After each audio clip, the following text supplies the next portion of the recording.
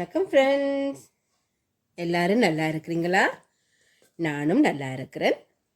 இன்றைக்கு நான் உங்களுக்கு செய்து காட்ட போகிற ரெசிபி இலங்கையில் மிகவும் பிரபல்யமான ஒரு சிற்றுண்டி, ஆலங்காய் புட்டு. இந்த ஆலங்காய் புட்டு செய்கிறதுக்கு தேவையான பொருட்கள் என்னென்னு பார்ப்போம். முதல்ல 1 கப் அரிசிமா, வறுத்து தூளாக்கி பவுடராக்கி வச்ச அரிசிமா 1 கப் எடுத்திருக்கிறேன். அதே மாதிரி வறுத்து அரைச்சி எடுத்த உளுத்தம்மா, உளுந்த வறுத்து பவுடர் பண்ணி எடுக்கலாம். உளுத்தம்மா 1/2 கப் எடுத்திருக்கிறேன். அதோட 1/4 கப் நீங்கள் அவித்த கோதம்பம்மா, ஓல் பர்பஸ் ஃப்ளார் அவித்தது எடுக்கலாம். இல்லை என்று சொன்னால் உங்கள்கிட்ட இருந்தால் வெள்ளை இடியப்பம்மா 1/4 கப். என்னத்துக்கான்னு சொன்னால் அரிசிமா சிலவள கொஞ்சம் ரஃப்பாக இருக்கும், கொஞ்சம் சாஃப்டாக இருக்கிறதுக்காக நான் இதையும் 1/4 கப் சேர்த்துக்கொள்கிறேன். இது எல்லாத்தோடையும் சேர்த்து தேவையான அளவு உப்பு சேர்த்து கொள்ளுங்க. இப்போ இந்த எல்லாத்தையும் சேர்த்து ஒருக்கா வடிவாக மிக்ஸ் பண்ணி கொள்ளுங்க.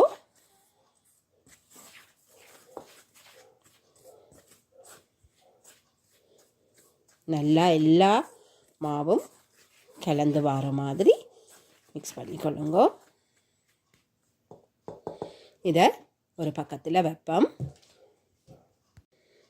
இப்போ இந்த பாத்திரத்தில் இதில் பார்த்தீங்கன்னா தெரியும், 1/2 கப் நாட்டு சர்க்கரை எடுத்திருக்கிறேன். நாட்டு சர்க்கரை உடனடியாக தண்ணி பட்டாலே கரையும் ஆனபடியாக நான் இதில் 1/2 கப் நாட்டு சர்க்கரை எடுத்து வச்சிருக்கிறேன். அதில் சில வெள்ளைத்துண்டுகளும் இருந்தது, வெள்ளைத்துண்டுகளும் போட்டிருக்கிறேன். இதை 1/2 கப் தண்ணி சேர்த்து நான் கொதிக்க வச்சு எடுக்க போகிறேன். பாருங்க, இந்த நாட்டு சர்க்கரையோட 1/2 கப் தண்ணி சேர்க்கிறேன்.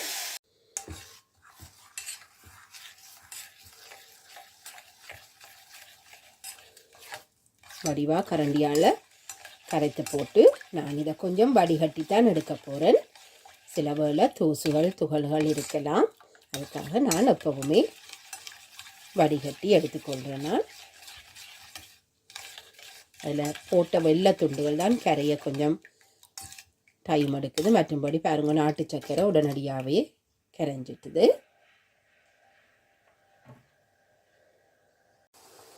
பாருங்க, இந்த நாட்டு சர்க்கரை தண்ணியில் கரைத்தது நல்லா பபிள் கொதிக்குது. இதில் நீங்கள் எந்த பாகுபதமுமே பார்க்க தேவையில்லை. எங்களுக்கு பிட்டுக்கு குழைக்கிற மாதிரி, குழைப்பதற்கு ஏற்ற மாதிரி ஒரு சூட்டோடு அந்த தண்ணி வந்தால் எங்களுக்கு போதுமானது. இதில் முழு தண்ணியையும் நான் எடுக்க மாட்டேன். இப்போ நீங்கள் இதில் பார்த்தீங்கன்னு சொன்னால் நான் இதில் இருக்கிற அரைவாசியைத்தான் நான் இப்போ எடுக்க போகிறேன். மிகுதியை நான் ஒரு பக்கத்தில் வைத்திருப்பேன். அது எதுக்கு யூஸ் பண்ணுறேன்றதை வீடியோ முடிகிறதுக்கு உங்களுக்கு தெரியும். முடியும் வரையும் பாருங்கோ.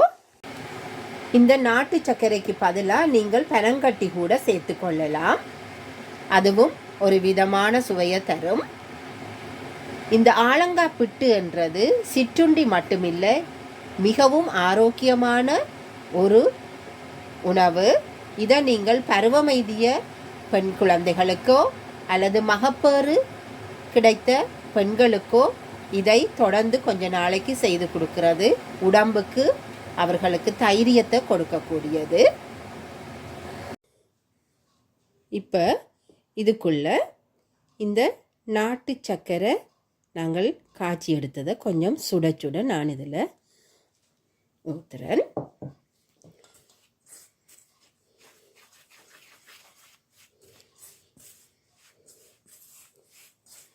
நாங்கள் உடனேயுமே கை வச்சு குழைக்க இயலாது, அதால் தான் நான் இப்படி கொஞ்சம் குழைக்கிறேன்.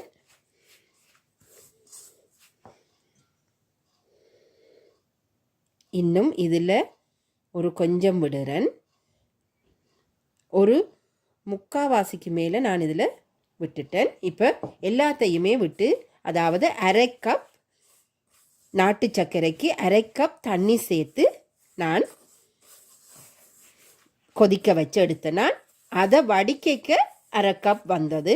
நீங்கள் அளவை வடிவாக யோசித்து எடுத்துக்கொள்ளுங்க. இப்போ நான் ஒருக்கா இதை கையால் நான் ஒருக்கா மிக்ஸ் பண்ண போகிறேன். அப்படின்னா தான் அந்த சர்க்கரைன்ற டேஸ்ட் வந்து எல்லா உருண்டைகள்லையும் சரியாக வரும். அதுக்காக நான் ஒருக்கா அப்படி மிக்ஸ் பண்ணுறேன்.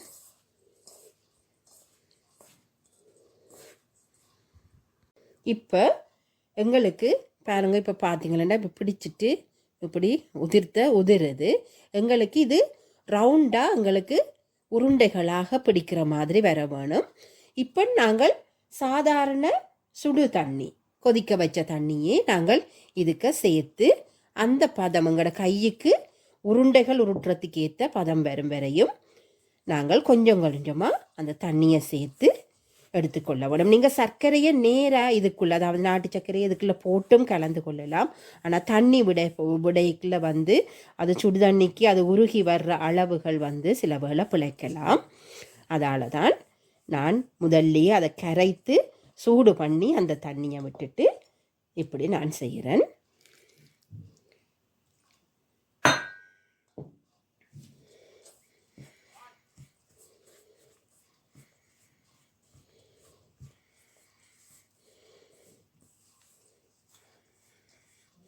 பார்க்கும்போது எங்களுக்கு தேவையான பதம் வர்ற மாதிரி இருக்குது. நான் இப்போ இதில் கையால் வடிவாக இருக்கா இறுக்கி குழைச்சி பார்க்க போகிறேன்.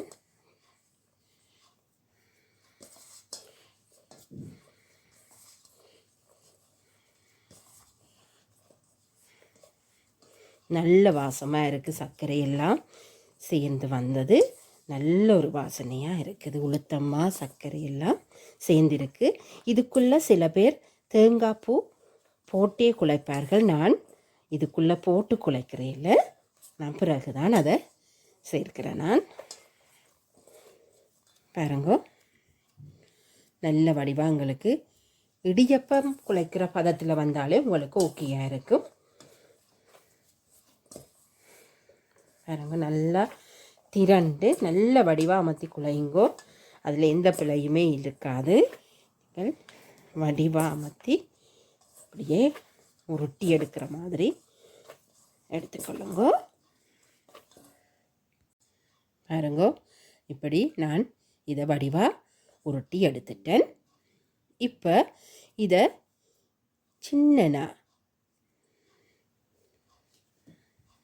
சின்ன உருண்டைகளாக நல்ல வடிவாக ஒரே அளவு உருண்டைகளை நீங்கள் பிடித்து எடுங்கோ. இந்தளவு போதும். ஒரு வாய்க்கு ஒரு ஸ்பூனால் நீங்கள் அள்ளி சாப்பிடல ஒவ்வொண்டாக எடுக்கிற மாதிரி இருந்தால் கூட வடிவாக இருக்கும், டேஸ்ட்டும் நல்லா இருக்கும். ஏனெண்டா பெரிய பெரிய உருண்டைகளை வாய்க்க போட்டு சப்பைக்க மாவை மட்டும் சாப்பிட்ற மாதிரி இருக்கும். இது சின்னதுன்னு சொல்லிக்கல, தேங்காய் பூ எல்லாம் செய்கிறதுக்குள்ள நல்லதாக இருக்கும். இந்த அளவு போதுமானது.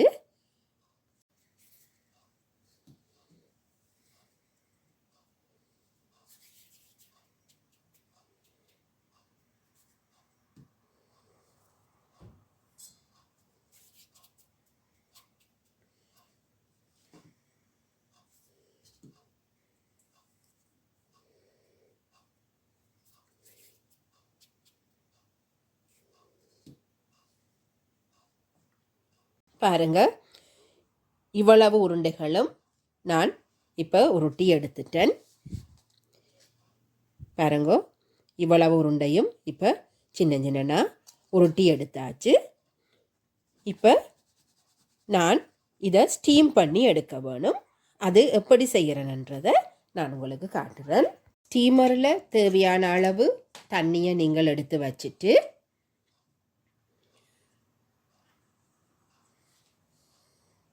அந்த ஸ்டீம் பண்ண போகிற அந்த ஸ்டீமர் இந்த இப்படி ஓட்டையுள்ள, அதாவது நாங்கள் புட்டு இடியப்பம் அவிக்கிற அந்த ஸ்டீமரில் நான் இந்த இப்படி இடியப்பத்தட்டை இதில் நான் வச்சு தான் செய்ய போகிறேன்.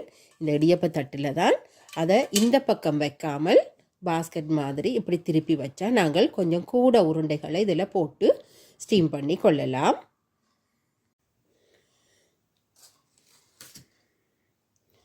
பாருங்க, இதில் இப்படி செய்த உருண்டைகளை அதிகம் போட்டு ஒன்றுக்கு மேலே ஒன்று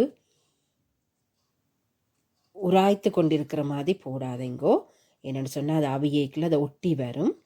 அதுக்காக நான் இப்படி ஒண்டொண்டாக இருக்கிற மாதிரி போட்டுட்டு அதுக்கு மேலே ஃப்ரெஷ்ஷாக திருவின கொஞ்சம் தேங்காய் பூவை தூவிக்கொள்ளுங்கோ. சுவையாகவும் இருக்கும், அது செப்பரேட்டாகவும் வாரத்துக்கு உதவும். அது மாதிரி மற்ற தட்டையும் நான் இப்படி செய்ய போகிறேன்.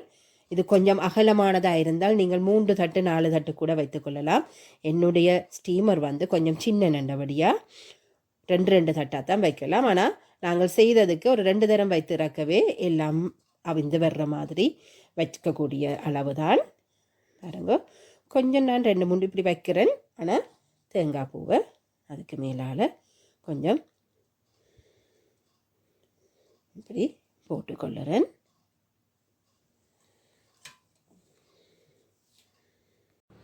இதை இப்போ ஸ்டீம் பண்ணி கொண்டு வருவோம். இதில் ஒரு அடுப்பில் ஆலங்காப்பிட்டு ஸ்டீம் ஆகி கொண்டு இருக்குது, ஸ்டீம் பண்ணி கொண்டு இருக்கிறேன் நான். இதை இப்போ இங்கால மற்ற அடுப்பில் நான் எடுத்து வச்ச அந்த சர்க்கரை தண்ணி நான் கொஞ்சம் எடுத்து வச்சேன். நான் முதல்ல அந்த தண்ணியை நான் இப்போ சூடு பண்ணி கொண்டு இருக்கிறேன். இப்போ இந்த சர்க்கரைக்குள்ள கொஞ்சம் ஏலக்காய் பவுடர் போடுறேன். நான் அதிகமாக போடையில், ஏனெண்டா ஏலக்காய் ஆக கூட போட்டாலும் அவ்வளவு பிடிக்காது சில பேருக்கு. ஸோ அதால் நான் கொஞ்சமாக ஏலக்காய் போடுறேன். நீங்கள் இந்த மாதிரி முதலும் ஏலக்காயை போட்டு தண்ணியை காய்ச்சி இருக்கலாம். நான் அதிக வாசனை தேவையில்லைன்றதுக்காகத்தான் நான் இப்போ மட்டும் ஏலக்காயை நான் இதில் போடுறேன். ஏலக்காய் தூளாக்கி போடுறேன். அதுக்குள்ளே நான் கொஞ்சம் தேங்காய் துருவல் சேர்க்கிறேன்.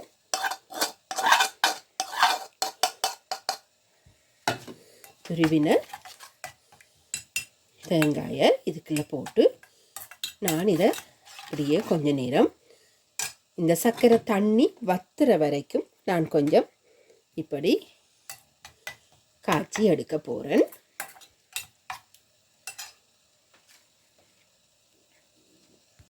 இதுதான் நாங்கள் அந்த சர்க்கரை தண்ணியில் அப்படியே வறுத்தெடுத்த தேங்காய் பூ.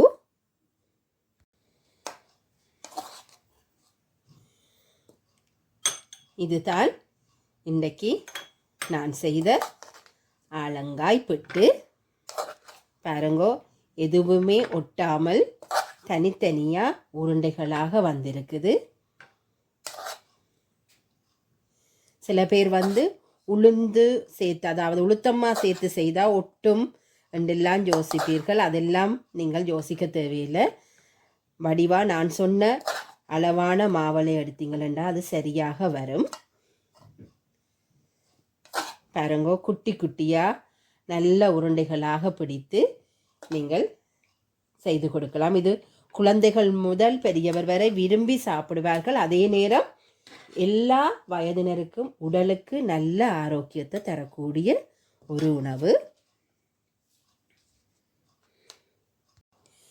இதை டிஷ்ஷில் போட்டு இதை நீங்கள் ஆக்களுக்கு சர்வ் பண்ணுறதுக்கு முன்னாடி, அதாவது நீங்கள் இதை சாப்பிட்றதுக்கு முன்னால் இந்த சர்க்கரை கலந்த அந்த நாங்கள் வறுத்தெடுத்த அந்த தேங்காய் பூவையும் இதோட இடையில் சேர்த்து கொள்ளுங்கோ.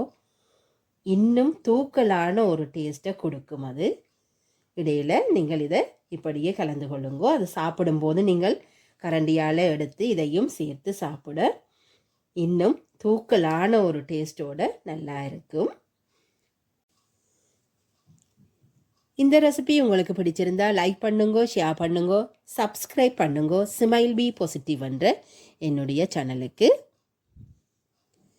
குறிப்பாக உங்களுடைய கமெண்ட்ஸை நான் ஆவலோடு எதிர்பார்க்குறேன். உங்களோட கமெண்ட்ஸையும் எனக்கு என்னோட ஷேர் பண்ணிக்கொள்ளுங்கோ. மீண்டும் இன்னொரு வீடியோவில் உங்களை சந்திக்கிற வரைக்கும் தேங்க்யூ பாய்.